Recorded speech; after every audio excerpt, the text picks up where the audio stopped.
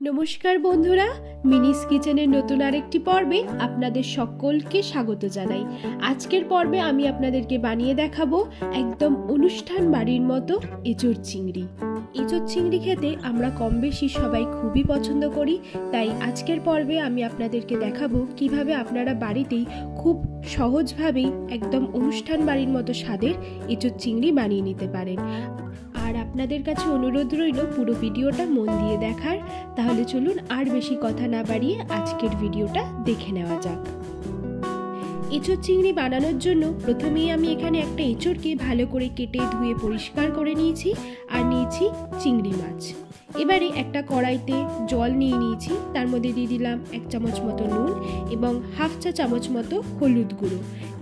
এবারে নুন আর হলুদটাকে জলের মধ্যে ভালো করে মিশিয়ে নিয়ে আমি এর মধ্যে এঁচোড়গুলো দিয়ে ভালো করে সিদ্ধ করে নেব। এঁচোড় সিদ্ধ করার একটা কারণ হচ্ছে এঁচোড়ের মধ্যে যে আঠালো ভাবটা থাকে সেটা একেবারে চলে যাবে এবং এঁচোড়টা যখন রান্না করব তখন একটা অন্যরকম স্বাদ চলে আসবে। এবারে যতক্ষণ আমার এঁচোড়টা সেদ্ধ হচ্ছে আমি একটা মশলা রেডি করে নেব। তার জন্য আমি একটা প্লেটে কিছু গোটা মশলা নিয়ে নিয়েছি, স্ক্রিনে তার নাম এবং পরিমাপ আমি মেনশন করে দিয়েছি। এবারে একটা লোহার চাটুকে ভালো করে গরম করে তার মধ্যে প্রথমে শুকনো লঙ্কাটাকে একটু ভেজে নিলাম, তারপরে দিয়ে দিলাম গোটা ধনে এবং বাকি গোটা মশলাগুলো। এবার এই মশলাগুলোকে হালকা নাড়াচাড়া করে আমি একটু ভেজে নিচ্ছি। এই মশলাগুলো ভাজা হয়ে গেলে সব শেষে আমি এখানে পোস্ত আর কাজুটা দিয়ে এবারে হালকা করে নেড়েচেড়ে একটু ভেজে নিচ্ছি। এখানে আমার মশলাটা ভাজা হয়ে গেছে। এবারে এটাকে একটা প্লেটে ঢেলে নিয়ে আমি ভালো করে ঠান্ডা করে নেব। ঠান্ডা হয়ে গেলে মিক্সার গ্রাইন্ডারে ভালো করে গুঁড়ো করে নেব। এই গুঁড়োটাই আমরা পরে রান্নায় আবার ব্যবহার করব। আর এদিকেও আমার এঁচোড়টা ভালো সিদ্ধ হয়ে গেছে, এবার এটাকেও আমি জল ঝরিয়ে নেব। এবারে একটা কড়াই বসিয়ে তার মধ্যে দিয়ে দিলাম খানিকটা পরিমাণে সর্ষের তেল। এবারে তেলটা গরম হয়ে গেলে আমি দিয়ে দিলাম দুটো মিডিয়াম সাইজের সিদ্ধ করে কেটে রাখা আলু। তারপর দিয়ে দিলাম হাফ চামচ মতো হলুদ গুঁড়ো। এবারে ভালো করে আমি আলুটাকে এখানে একটু ভেজে নিচ্ছি।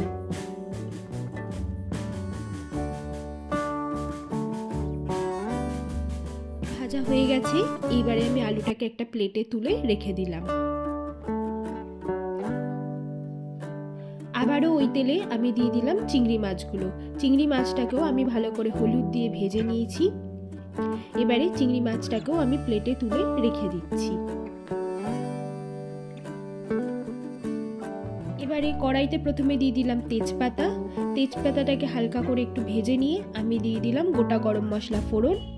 ভালো করে গরম মশলাটাকে আমি এখানে ভেজে নিয়েছি। তারপরে দিয়ে দিলাম কুচনো পেঁয়াজ। পেঁয়াজটাকেও ভালো করে ভেজে নিচ্ছি আমি এখানে।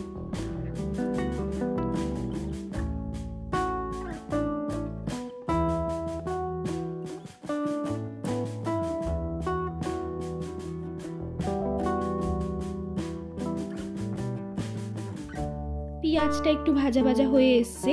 এরপর আমি এখানে দিয়ে দিচ্ছি 1 চা চামচ পরিমাণ রসুন বাটা।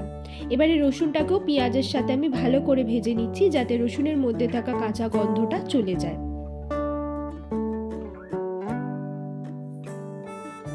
রসুনটা ভালো করে ভাজা হয়ে গেছে। এরপর দিয়ে দিলাম 1 চা চামচ পরিমাণ আদা বাটা। সেম ভাবে আমি আদাটাকেও ভালো করে একটু ভেজে নিচ্ছি যাতে আদার মধ্যে থাকা কাঁচা গন্ধটা চলে যায়। সবকিছু ভাজা হয়ে গেলেই আমি এখানে দিয়ে দিলাম টমেটো। তারপরেই দিয়ে দিলাম হাফ চা চামচ পরিমাণ নুন। এবারে টমেটোটাকেও আমি ভালো করে এখানে কষিয়ে নিচ্ছি।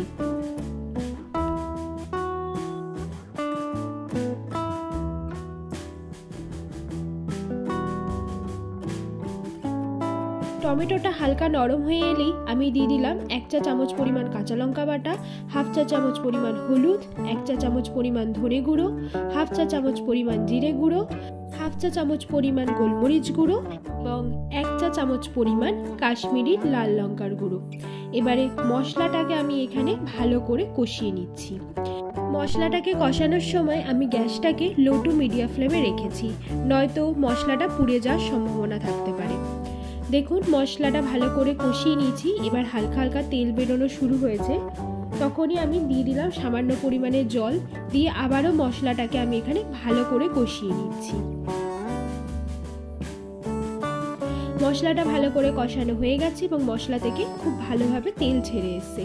এবারে দিয়ে দিলাম সেদ্ধ করে রাখা এঁচোড় এবং ভেজে রাখা আলু ও চিংড়ি মাছ। এরপর আবারও দিয়ে দিলাম 1/2 চা চামচ পরিমাণ নুন। নুনটা আপনারা আপনাদের মতো একটু বুঝে ব্যবহার করবেন। আর এই মশলাটার সাথে আমি এখানে আলু, চিংড়ি মাছ এবং এঁচোড়টাকে ভালো করে একবার মিশিয়ে নিচ্ছি।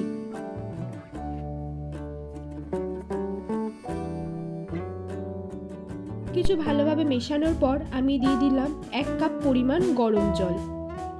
এবারে ভালো করে আরেকবার মিশিয়ে নিচ্ছি। নিয়ে আমি এটাকে কিছুক্ষণের জন্য ঢাকা দিয়ে ফুটতে দেবো। প্রায় 5 থেকে 6 মিনিট পর আমি এখানে আবার ঢাকাটা খুলছি। দেখুন বন্ধুরা, ঝোলটা কিন্তু খুব ভালোভাবেই ফুটে গেছে। এরপর দিয়ে দিলাম 1/2 চা চামচ পরিমাণ চিনি এবং যে মশলাটা আমি রেডি করে রেখেছিলাম সেটাই এখানে 2 চা চামচ পরিমাণ দিয়ে দিলাম। এবারে মশলাটা আমি এঁচোড় চিংড়ির সাথে খুব ভালো করে মিশিয়ে নিচ্ছি। আমাদের এঁচোড় চিংড়ি কিন্তু প্রায় রেডি হয়ে গেছে এবং গরম গরম সার্ভ করার জন্য কিন্তু একদম প্রস্তুত। এরপর আমি দিয়ে দিচ্ছি ওপর থেকে 1 চা চামচ পরিমাণ ঘি। তাহলে বন্ধুরা, আজকের আমাদের রেসিপি অনুষ্ঠান বাড়ির মতো এঁচোড় চিংড়ি একদম রেডি।